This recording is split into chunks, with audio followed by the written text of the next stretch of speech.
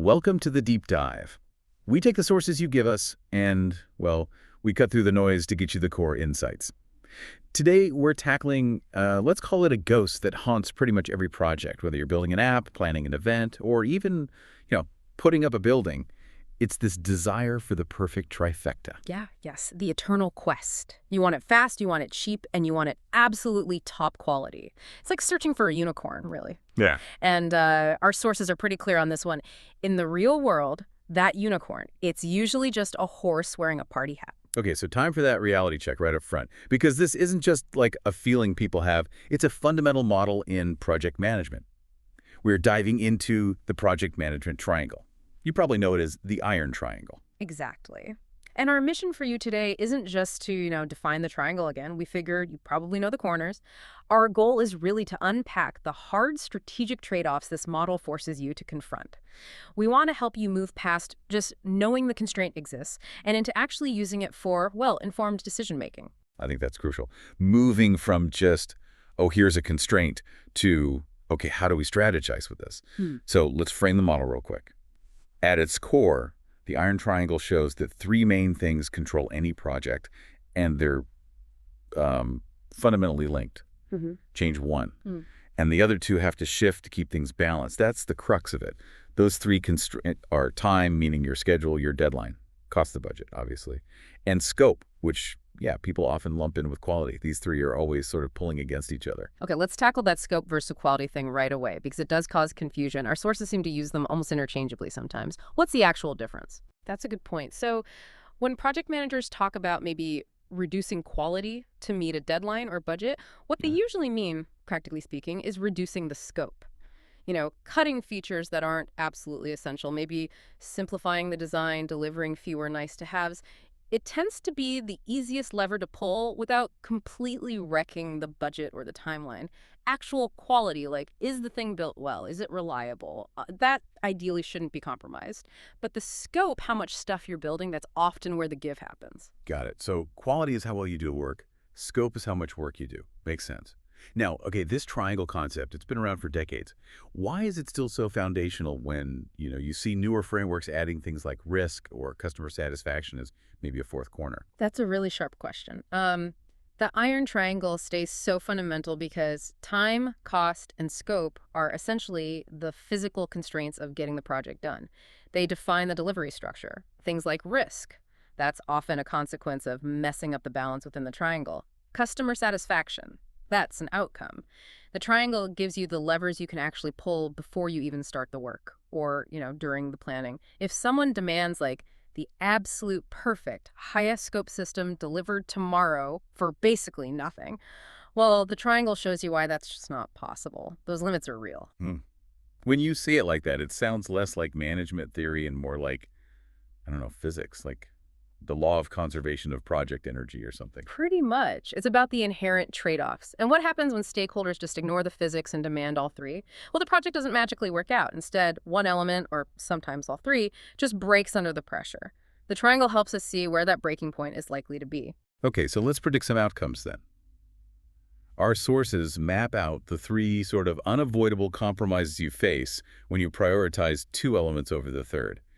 These are the rules, if you like, that make this constraint a useful strategic tool. Right. Let's start with probably the most common way projects tend to stumble. Rule 1, fast and cheap. This feels like the default mode for so many internal projects, doesn't it?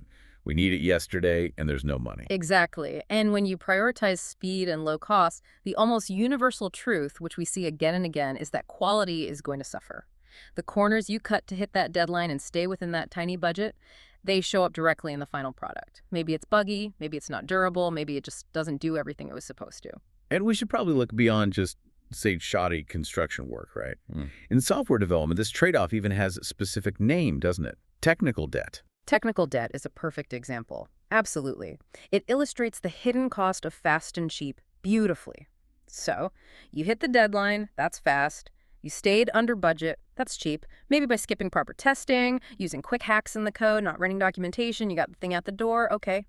But now, every single update, every new feature takes way more time and money because you have to constantly work around or fix those initial shortcuts. It's like building that house with cardboard walls you mentioned earlier.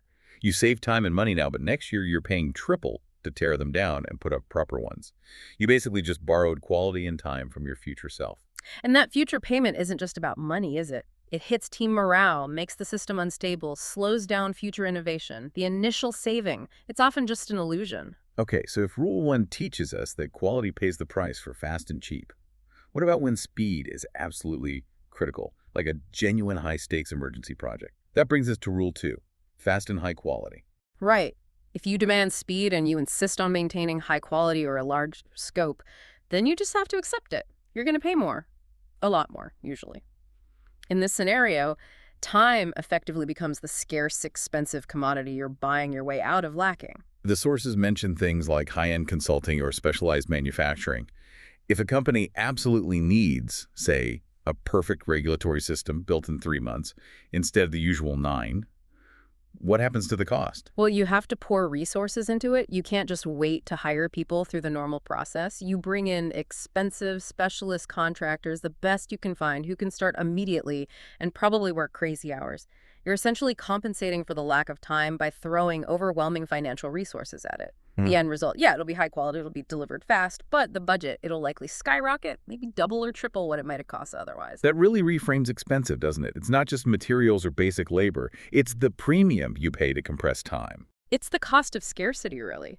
Top-tier people who can deliver complex work quickly are rare, and they command high rates. You paid for speed and quality with your budget. Okay, finally, the third common scenario, cheap and high quality.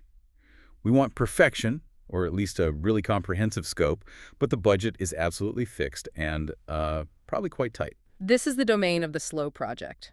If low cost and high quality are your non-negotiables, then you have to be prepared for it to take longer, often significantly longer.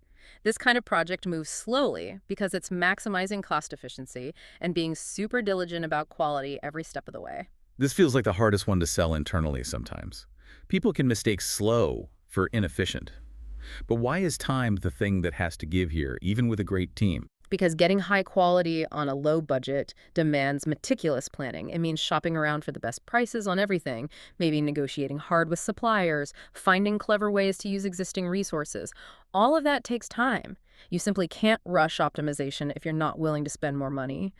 One source used the example of a really well-planned but budget-conscious event. Maybe a small product launch. To do it perfectly without spending a lot, it takes months, maybe even a year, not weeks. That makes total sense. You're waiting for deals, optimizing each step, doing thorough checks to ensure quality, all things that stretch the calendar. But hang on, what about modern stuff like global supply chains? Can't I just order high-quality components cheaply from overseas really fast now? Doesn't that kind of break this rule? That's a great challenge to the model. And yes, global sourcing has definitely changed the cost part of the equation. But it hasn't actually eliminated the trade-off. It's often just shifted where the time risk sits. So you source high-quality stuff cheaply from halfway around the world. Great. But now you've introduced huge potential variability in your timeline. Shipping delays, customs holdups, logistical snags. You saved money, sure, but you've made yourself dependent on factors outside your control, all of which can add unpredictable delays. So even with globalization, getting both high quality and low cost usually still demands a flexible, potentially longer timeline to absorb those kinds of shocks. So whether you're waiting for a container ship or waiting for your internal QA team to be meticulous, time is still the variable that stretches. Exactly. And strategically thinking, this slow option, cheap and high quality, can actually be the best choice for certain projects, like R&D or innovation, where you need time for iteration and learning. You reframe delay as necessary research time. Okay, that's the perfect pivot point. We need to stop seeing the iron triangle as just this annoying limitation and start seeing it as, well, a strategic map. How does really getting these constraints change how managers approach things? It fundamentally shifts the conversation. Instead of complaining about the limits, you start actively choosing your priorities. The real power of the triangle is that it provides a shared, clear language for teams and clients to make decisions together. Okay, let's play that out. Imagine a company launching a totally new app. No existing code, nothing. But they have a hard compliance deadline they must hit, so fast, and a fixed, tight budget, so cheap. They've basically chosen the fast and cheap corner. What does that strategic conversation sound like now? Well, the manager doesn't just cross their fingers and promise the moon. They use the triangle explicitly to set expectations. They'd say something like, okay, team, stakeholders, we've committed to fast and cheap here. That means, according to the model, scope must be reduced. So here's the list of features. The scope reduction that we propose cutting from this first version, the minimum viable product to make the deadline. And let's be clear. We are intentionally taking on technical debt here, the quality consequence, which we absolutely must plan to address in phase 2. Wow, yeah, that forces everyone to get on the same page immediately. It shifts the focus from this vague idea of everything to a very concrete what matters most right now, which in that case is hitting the compliance date. And that is the core of really effective project management. It's not about trying to magically do everything perfectly all at once. It's about choosing wisely based on the current reality and then executing that choice really well. The Iron Triangle forces those choices out into the open, ensuring everyone understands the consequences. If time really is money, like in that fast and quality example, how do organizations actually figure out the ROI? How do they decide if paying more for speed is worth it? They have to quantify the cost of not being fast, the cost of delay.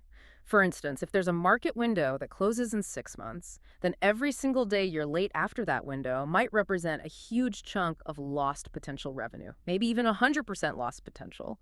In that specific case, paying an extra $1 million to launch 3 months sooner could be an absolutely fantastic investment. The fast and quality choice becomes the obvious strategic winner. But conversely, if your competitors are slow and maybe fumbling, perhaps delaying your launch to get it absolutely perfect and keep costs down, cheap and quality, is the smarter long-term play. It really depends on the external strategic landscape. So the big takeaway here is that the Iron Triangle isn't a prison. It's a tool for negotiating with reality. It helps you avoid that trap of chasing the impossible, fast, cheap, and perfect by forcing you to pick two and be honest about the third. Exactly. And that really leads to a final thought, something for you, the listener, to maybe chew on. If we agree that great project management is all about making these deliberate, strategic choices based on the triangle, what happens to an organization or even just a team when they consistently refuse to acknowledge it? Right. When leadership just keeps demanding all three, project after project, deadline after deadline, what are the hidden costs they're racking up? Yeah. Think beyond the project budget itself. What's the Yeah. cost of burning out your best people who are constantly scrambling to meet impossible demands without the right time or resources? What's the long-term hit to your company's reputation when projects, loaded with that technical debt we talked about, inevitably fail or underperform in the market? When an organization chases the impossible, the price isn't always paid in time, budget, or scope. It often gets paid in these hidden currencies like trust, morale, and the future capacity to actually deliver anything well. A really powerful insight there on the kind of human cost of ignoring basic project physics. Excellent stuff.